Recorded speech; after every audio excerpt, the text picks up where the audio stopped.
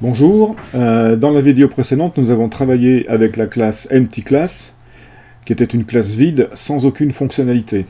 Et pourtant, grâce au fait qu'elle hérite, comme toutes les classes Java, de la classe Object, nous avons pu faire un certain nombre de manipulations. Nous avons essentiellement manipulé des méthodes de la classe Object, notamment la méthode toString et la méthode hashcode. Dans cette vidéo, on va travailler avec des classes un peu plus intéressantes, et je vais définir une classe avec plus de fonctionnalités, pour aborder les notions de propriété, de getter et setter, et de constructeur. On utilise souvent la notion de classe pour modéliser un objet ou une entité de la vie réelle. Par exemple, je peux avoir besoin de modéliser une personne, un étudiant, une facture, une commande ou un ensemble de réunions. On va ensuite instancier cette classe pour créer un objet Java. Il faut bien comprendre ces deux notions, la notion de classe et la notion d'objet. On peut faire l'analogie avec une maison et le plan qui a servi à la construire. Le plan sert à décrire la maison, et la maison est construite en respectant le plan. En Java, une classe est analogue au plan, et l'objet est analogue à la maison. La classe va servir à décrire un objet, et ensuite on va instancier la classe pour obtenir un objet basé sur cette classe. Donc dans cette vidéo, ce que je vais faire, c'est que je vais utiliser une classe que je vais appeler animal, et qui va servir à modéliser un animal de compagnie par exemple. Donc je vais ici, je crée ma classe animal. Voilà, la classe animal est créée. Donc pour l'instant, c'est une classe vide. Mais donc à partir de cette classe, je vais pouvoir créer un objet. Donc pour ça, je vais aller dans le main ici. Et je vais simplement instancier ma classe animal. Et bien sûr, je vais garder une référence à l'objet que je vais créer dans une variable que j'appelle ici animal. Donc cette variable animal va prendre la référence en fait de l'objet que je vais créer en faisant new animal. Donc pour l'instant cette classe est vide, c'est un petit peu comme la classe EmptyClass de la fois précédente. Elle n'a pas de fonctionnalité, mais là, avec cet objet animal, eh bien qu'est-ce que je vais vouloir faire? Je vais vouloir en fait fixer son genre. Alors imaginons par exemple que ça soit mon animal, alors je vais changer le nom de la variable. Je vais l'appeler mon animal. Voilà, imaginons que mon animal, ça soit un chien. Et donc ici, je vais vouloir dire mon animal.genre. Je vais vouloir fixer le genre de cet animal pour dire que c'est un chien. Et ensuite, je vais vouloir aussi donner son nom. Donc je vais écrire mon animal.nom égale. Et je vais l'appeler Dagobert. Voilà, donc ce que je veux faire, ça c'est ce que j'ai envie de faire à partir de mon objet ici. J'ai envie de spécifier son genre et son nom, mais on voit bien que le compilateur met les deux propriétés ici en rouge, ce qui veut dire qu'il ne les reconnaît pas. C'est normal parce que pour l'instant, ces deux propriétés, je ne les ai pas définies dans la classe animal. Alors ce qui est bien avec le compilateur, c'est que si je mets le curseur sur genre et que je fais Alt Entrée, le compilateur, en fait, me propose de créer le champ genre dans la classe animal. Donc il va travailler pour moi, donc je vais valider cette commande. Voilà, et ce que je constate ici, c'est on se retrouve dans la classe animal, et je vois qu'effectivement, un champ ou une propriété genre a été créé avec le type string, et cette propriété est d'accès public. Je vais pouvoir faire la même chose avec la propriété nom. Donc je mets le curseur sur nom, Alt Entrée. Le compilateur me propose de créer la propriété, et je crée cette propriété. Ok, donc ça c'est assez pratique, vous voyez qu'on veut partir en fait du résultat qu'on veut obtenir, et le compilateur met à jour en quelque sorte la classe pour qu'on puisse obtenir ce résultat, c'est-à-dire accéder à deux propriétés, genre et nom. Eh bien, qu'est-ce que je peux faire maintenant? Je peux vérifier que mon objet a bien été créé avec les bonnes valeurs. Et par exemple, je peux utiliser la commande system.out.println pour aller imprimer donc le genre de mon animal. Donc ici, system.out.println et en argument mon animal.genre. Et je peux faire la même chose pour lire le nom de cet animal. Donc ici, mon animal.nom. Ok, donc je vais simplement exécuter le main ici pour vérifier que tout se passe bien à l'exécution.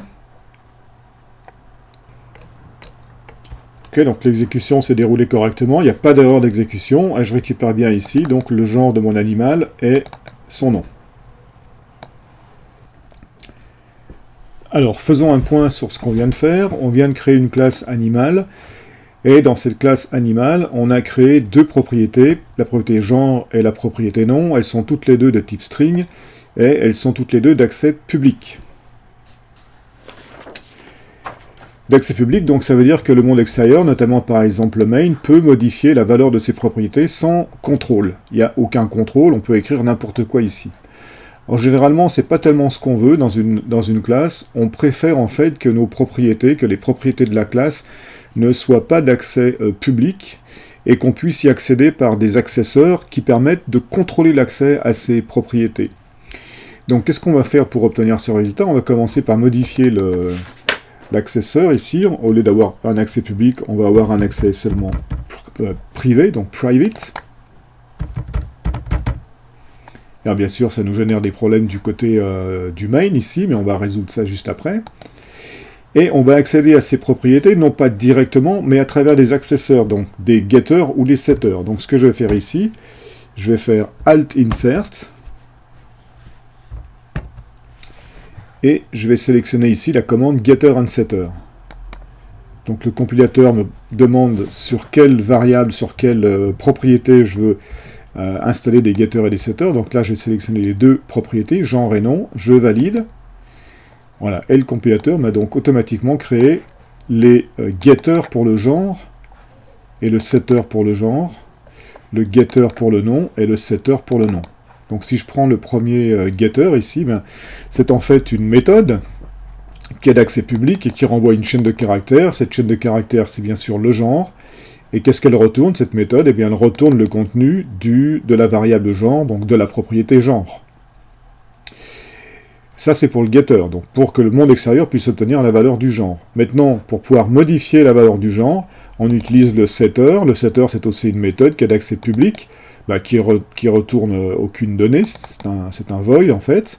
Par contre, elle prend en paramètre, donc cette méthode setGenre prend en paramètre le genre qu'on veut affecter à l'objet, et bien stocker le contenu donc, du paramètre genre dans la propriété genre, qu'on accède avec 10.genre pour lever la confusion entre les deux mots genre qui sont les mêmes, hein, c'est-à-dire que le nom de la propriété et le nom du paramètre ici sont les mêmes, donc il faut lever l'ambiguïté, et si on dit 10.genre, ben là on sait que c'est la propriété genre de l'objet, puisque le mot-clé this en fait nous sert à référencer l'objet.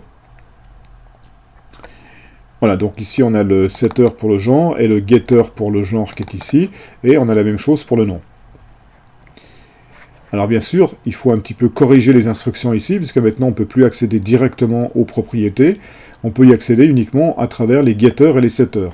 Donc ici, sur ces deux instructions, on va utiliser les setters. Donc là, à la place de genre, je vais utiliser .setGenre, et je vais passer en argument eh bien, la chaîne de caractères qui est ici. Donc bien sûr, ça change un petit peu la structure de l'instruction. Alors j'ai une erreur parce que j'ai oublié ici. Et pareil pour le nom, donc je vais utiliser setNom, le setter pour le nom, et je vais venir passer en argument à cette méthode bien la chaîne de caractères qui est le nom de l'animal. Donc ici j'ai utilisé donc les deux setters. Par contre ici, comme je veux lire la valeur des deux propriétés, je vais utiliser les getters.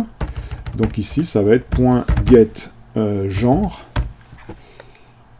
Et la deuxième instruction, getNom.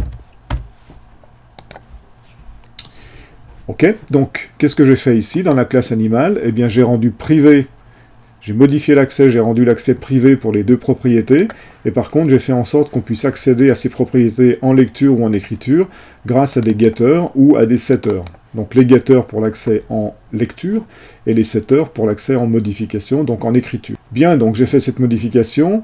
Alors, ce qui est intéressant, c'est qu'effectivement, ici, on peut installer un contrôle d'entrée sur les propriétés. Par exemple, ici, le setGenre, je peux contrôler la valeur qui est passée ici. Et dire que si, par exemple, genre est égal à une chaîne de caractères vide, bah, à ce moment-là, ça veut dire qu'il y a une erreur de saisie, et je ne vais pas modifier la valeur de la propriété.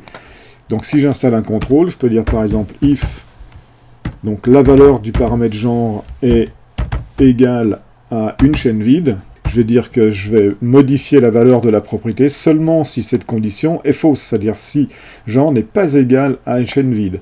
Donc pour inverser la valeur logique du test conditionnel, ici, il faut mettre un point d'exclamation juste devant. Donc ici, j'ai installé un contrôle d'accès en écriture, et je dis que je vais modifier la valeur de la propriété genre avec la valeur du paramètre genre qui est ici, seulement si eh bien, ce paramètre contient une chaîne qui est différente de la chaîne vide.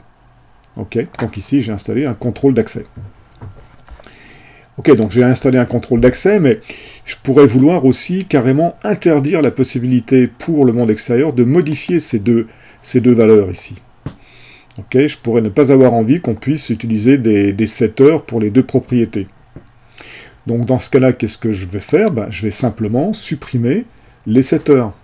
Donc le setter qui est ici, je le mets en commentaire. Et le setter sur le nom, je le mets en commentaire également. Mais alors du coup, j'ai effectivement des erreurs ici, puisqu'en fait, je peux plus accéder, j'ai plus de setter pour accéder aux propriétés en modification. Et donc du coup, je peux plus ici, une fois que j'ai créé mon objet, mon animal, je peux plus venir modifier le genre et le nom. Alors qu'est-ce que je vais faire? En fait, ce que je vais vouloir faire, c'est directement spécifier le genre et le nom quand je crée l'objet. Et donc au lieu d'utiliser des setters comme ici, je vais vouloir carrément passer ici en argument du constructeur. En premier argument, donc le genre de l'animal, et en deuxième argument, eh bien, son nom. Ça, c'est ce que j'ai envie de faire. Alors pour l'instant, c'est pas possible parce que j'ai pas programmé la classe animale. Alors les deux instructions qui sont là, comme elles sont en erreur, je vais les mettre en commentaire. Je vois qu'ici, la partie qui est ici est soulignée en rouge, donc le constructeur me dit qu'il y a une erreur. Donc je mets le curseur ici, je fais Alt-Entrée, et je vois que le compilateur me propose de créer lui-même le constructeur de la classe. Donc je vais cliquer ici. Je me retrouve du côté de la classe animale, et je vois ici donc le constructeur qui vient d'être juste créé par le compilateur. Alors qu'est-ce que c'est que le constructeur? C'est en fait une méthode un peu particulière. Elle a deux caractéristiques. La première, c'est que son nom, c'est exactement le nom de la classe. Hein, c'est toujours comme ça, le constructeur d'une classe a le nom de la classe. Et deuxième chose, alors il est d'accès public. Deuxième chose. Et troisième chose, on voit qu'entre le mot-clé qui indique l'accès, le nom de la méthode ici, on n'a rien. À la différence des autres méthodes, où on a toujours soit string, soit l'indication d'un autre type de données, soit void, quand la méthode ne retourne rien. Bon, ici, il n'y a ni type de données, ni indication de void. Donc c'est un petit peu aussi la caractéristique d'un constructeur. Hein.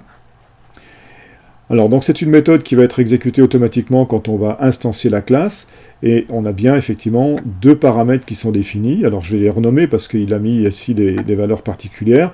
Donc le premier paramètre, c'est plutôt le genre, et le deuxième paramètre, c'est plutôt le nom.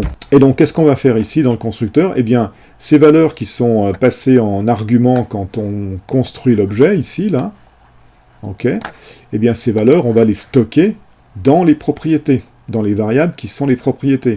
Et donc on va dire 10.genre égale genre, et deuxième chose, 10.nom prend pour valeur nom. Ok, donc le genre qui arrive dans l'argument ici, dans le paramètre, pardon, on va le stocker dans la propriété genre, et le nom, la valeur du nom qui arrive dans le deuxième paramètre, on va stocker ce nom donc dans la propriété nom. Vérifions si du côté de l'application, du côté du main, on n'a plus d'erreur. Effectivement, on n'a plus d'erreur de compilation. Exécutons le programme, exécutons le main, pour vérifier qu'on récupère bien chien et Dagobert, donc les deux instructions system.out.println ont bien fonctionné. Voilà, donc dans cette vidéo, on a créé une classe animale. Cette classe animale a deux propriétés. On accède maintenant à ces propriétés à travers deux getters, puisqu'on a dévalidé les setters. On ne veut pas que le monde extérieur puisse modifier la valeur de ces propriétés. Par contre, avec les getters, le monde extérieur, par exemple main, peut lire la valeur de ces deux propriétés. Et on a vu qu'on pouvait tout à fait instancier la classe animale en utilisant un constructeur qui nous permet de passer des valeurs. Donc ici, on passe deux valeurs, la valeur pour le genre et la valeur pour le nom de l'animal, et que le constructeur, donc, qui est appelé ici, va nous permettre de stocker ces informations dans les propriétés. Donc en fait, le constructeur permet de mettre à jour les deux propriétés. Voilà, donc on va s'arrêter ici pour cette vidéo, et dans la prochaine vidéo, on verra comment ajouter des méthodes à notre classe animale. Voilà, je vous dis à la prochaine vidéo.